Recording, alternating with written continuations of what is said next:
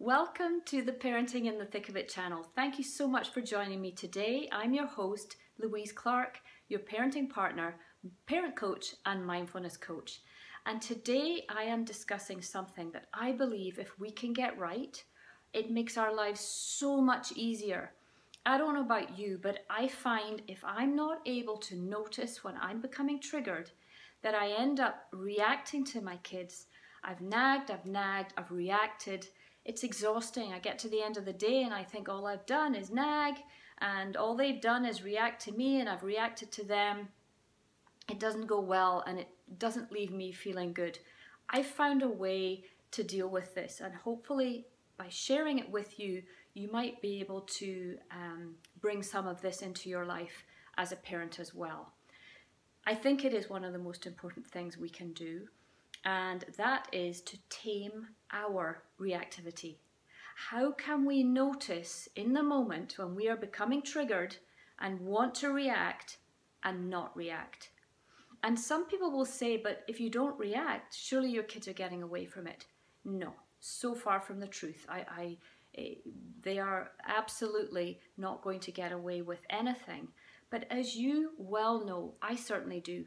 When I react and I go in for a fight and we're both picking up the gloves and my son says something to me and I say it back and we go at each other, it goes nowhere. It never ever bodes well. And if you have a teenager, they are such a gift to us to bring this to our attention and bring this to our awareness, because they simply don't take it. They shout, they walk out and they leave you. So how can we manage our reactions better? And by reaction, I mean our triggers, because at the end of the day, we will only react if we are triggered. So let's say my son says something to me and I really don't like it. I don't like the tone. I don't like the words. There's nothing about it that works for me.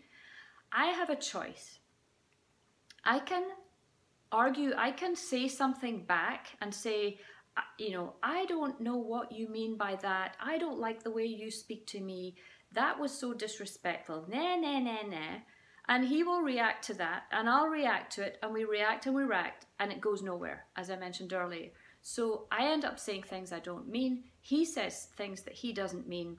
So how can we take a pause and back out of the fight? Drop the gloves, drop the rope, not take it personally, and just sit in the moment and watch and observe. Our kids are learning. They don't acquire these skills just out of nowhere. They will copy us. So if every time they see me react to something in that kind of way, they're going to learn to react to things in that kind of way. And I don't want them to. And so I'm trying desperately to role model to them the behavior I want them to adopt. So there's no point me arguing every time there's potentially something that doesn't go my way or I'm feeling triggered. I need to be able to respond, and respond in a way that opens the conversation, that keeps us connected, that doesn't separate us, and so we can work through it. So I have a choice. If I react and they're reacting, there's a fight, it goes nowhere. Or I can choose to observe their reaction or observe my reaction within myself and decide we're going to work through it. And that's the path I recommend highly. It takes so much skill, so much awareness of ourselves and where we are in the moment.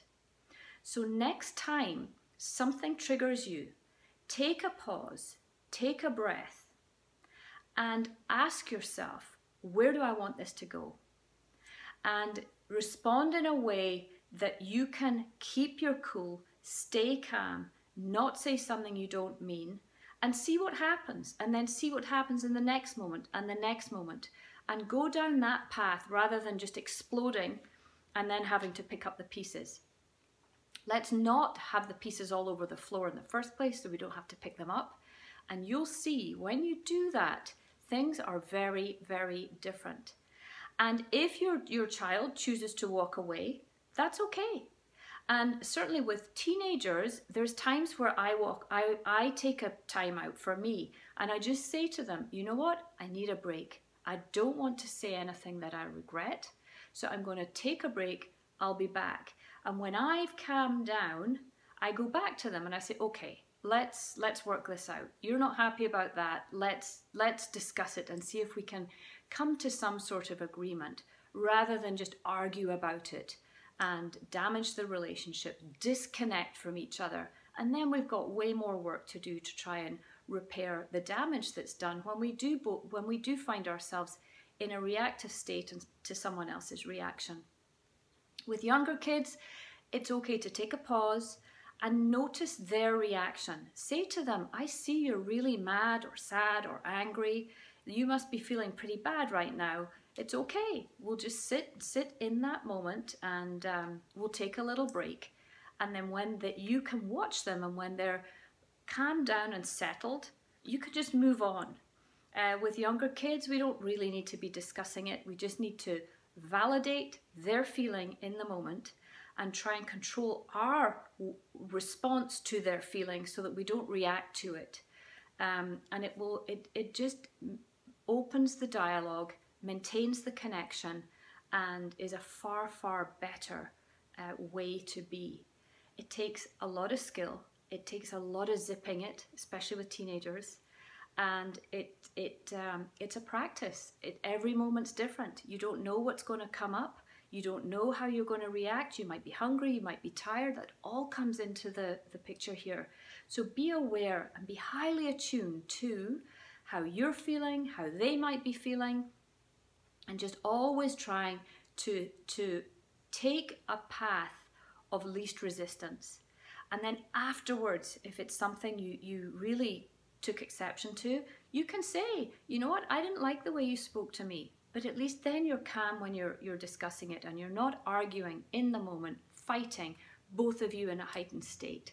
So I really, really recommend it. And if you have any questions about it, please do drop me a note, louise@yourparentingpartner.com. I love to speak to you or chat to you about it. If you need some help with this, because it is a difficult thing to do, and I've helped loads of parents get out of that sort of highly reactive state where they're just finding themselves reacting to things all the time, and they wonder why they're tired and frustrated and overwhelmed. It is all part of the same picture here, and I can help you if you're struggling with one of those things. So look me up on Facebook, Your Parenting Partner. I have a Facebook parent coaching group that you can join. It's free. It's called the Conscious Parent Community. Hop over there if you're a Facebook user and say hi and join. And I have loads of blogs on my website, yourparentingpartner.com. Do check them out if you're a reader. And if you like listening to things, I also have a podcast. So check it out on iTunes. It's also called Parenting in the Thick of It. And you can tap into that when you're folding laundry or prepping for a meal or out in the car on an errand or a school run, and you have a few minutes to spare. I do try and keep them to under 10 minutes so that they're quick, and hopefully you will find them helpful. I hope this has helped you, and I look forward to seeing you soon on the Parenting in the Thick of It channel. Bye for now.